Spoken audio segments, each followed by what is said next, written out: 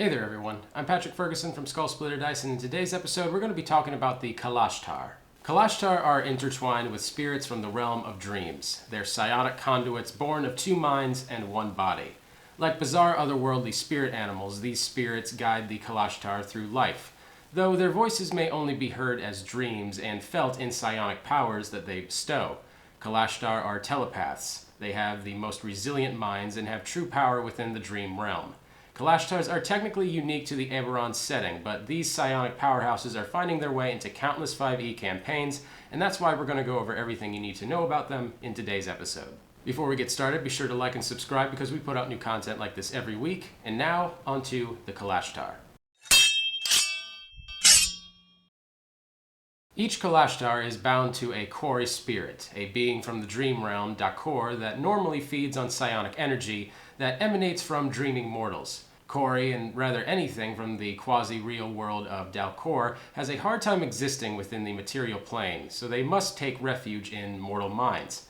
Many quori have done this in service to what they call the Dreaming Dark, a shadowy lord of nightmares that rules over Dalcor.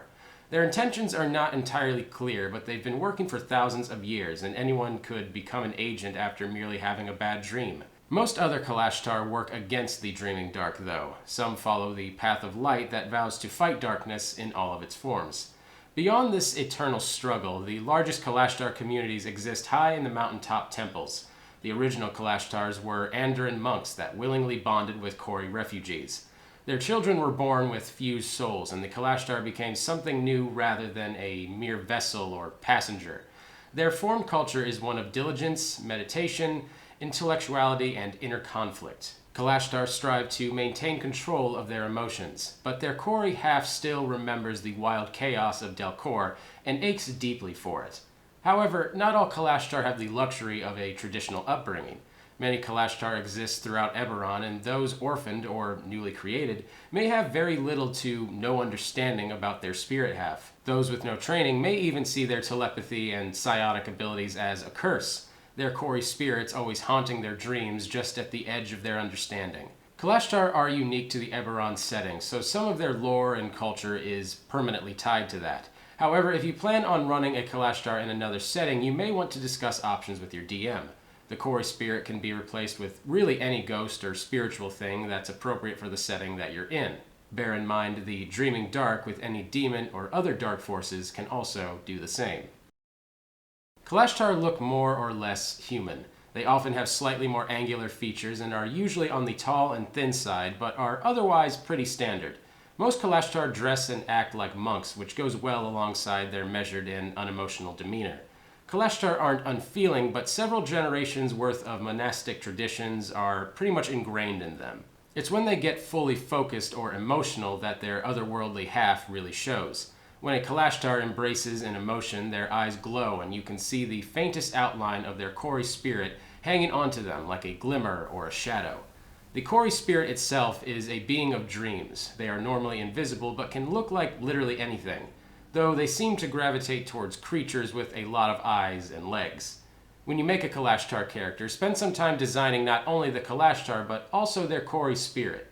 Playing a Kalashtar means essentially playing one character with two personalities. Definitely try to figure out how these two would interact and if they're cohesive or if they are kind of really on opposite ends of the spectrum. This can create some really good role-playing opportunities for your character and everyone else at the table. Like the rest of the Kalashtar, their names come in two halves. The first half of the Kalashtar name is their personal prefix, or rather the prefix for their human half. The last half is the name of the quori spirit that resides inside them. Both halves of their name tend to be 1 to 2 syllables and are typically gender neutral. Orphan Kalashtar and those who never learn to commune with their spirit will have human names common in whatever culture they are raised in.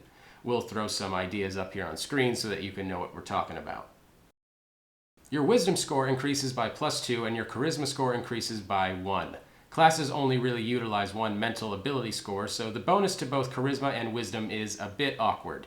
You're best off shooting for a class that utilizes your larger wisdom bonus, such as clerics, druids, or monks or rangers. As for your age, Kalashtar mature and age at the same rate as humans. As for alignment, the noble spirit tied to a Kalashtar drives it toward lawful and good behavior. Most Kalashtar combine strong self-discipline with compassion for all beings, but some Kalashtar resist the virtuous influence of their spirit. They literally have a good-aligned spirit whispering in their ear, so they're bound to do good unless they rebel hard against their upbringing. Your size is medium and your base walking speed is 30 feet. Average, but at least there's no hindrances here. With your dual mind, you have an advantage on all wisdom saving throws. No frills, no conditions, just straight permanent advantage on all your wisdom saves, which is one of the most common saving throws in the game. You also have mental discipline, meaning you have resistance to psychic damage. Psychic damage isn't very common, mind you, but damage resistances are always nice. You also have a mind link, meaning that you can telepathically talk to any creature you can see, provided the creature is within a number of feet equal to 10 times your level. You don't need to share a language with the creature for it to understand your telepathic utterances, but the creature must be able to understand at least one language. When you're using this trait to speak telepathically to a creature, you can use your action to give that creature the ability to speak telepathically with you for 1 hour or until you end this effect as an action.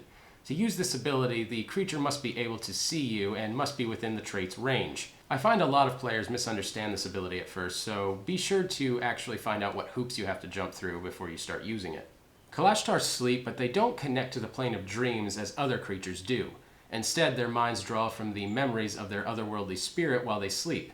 As such, you are immune to spells and other magical effects that require you to dream, like dream, but not to spells and other magical effects that put you to sleep, like sleep. And finally, for the languages that you can speak, read, and write in, that is Common, Quori, and one language of your choice. Common plus any language is nice, so grab whatever you think will be most relevant to your campaign. Quori is sadly an extremely rare language, even in Eberron, and doesn't exist elsewhere, so it's unlikely that it will ever come up. Kalashtar stats are strange, since you're gaining bonuses to 2 mental abilities. Any class that uses either Wisdom or Charisma is a good start, but since 5e is so forgiving, there aren't really any wrong choices. If you're interested in optimizing your character, though, definitely take a look at these ideas, starting with the Lunar Dreamer.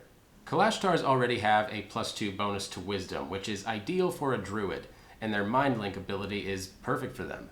Mind Link doesn't care about your shape and doesn't have any sort of verbal or somatic components, so you can use it freely while in your animal form. Circle of the Moon Druids especially benefit from Mind Link as they spend a lot of time in animal forms, and blowing away that speech barrier solves a ton of problems. And then we have the Lucid Drunk build, which was incidentally my nickname in high school. Kalashtar monks are already a flavor win, and that +2 wisdom bonus is exactly what they need. Not many monks can really benefit from that +1 to charisma bonus though, and that's where the Way of the Drunken Master comes in. While Drunken Masters don't explicitly need charisma, they do gain charisma performance proficiency and are really incentivized to use it. And then we have the Dream Realm Warden. Rangers may be mainly martial, but they still greatly benefit from the Kalashtar's +2 bonus to Wisdom. Most don't care about their charisma score, but the Unearthed Arcana Fey Wanderer sure does, as it needs the high charisma for numerous checks. Mind Link also gives a ranger a ton more sneaky opportunities as they stalk the shadows silently. Given how much flavor the Kalashtar have from a role-playing perspective, I'm honestly a little shocked to find that they are pretty viable from a gameplay perspective as well. Going into this, I thought they'd be pretty niche given their ability score increases, but as it turns out, I don't really think I'd have a hard time recommending this to just about anyone that's played the game. Thank you guys so much for watching. I really appreciate it. Be sure to like and subscribe because we put out new content like this every week. And if you or someone you know is building a Kalashtar, I would love to hear about it down in the comments. I have yet to run into any myself, and I think that I'm a bit more interested as a result. Thanks again for watching. My name's Patrick Ferguson from Skull Splitter Dice, and until next time, farewell. Thanks for joining us. Don't forget to like, comment, and subscribe so you never miss out.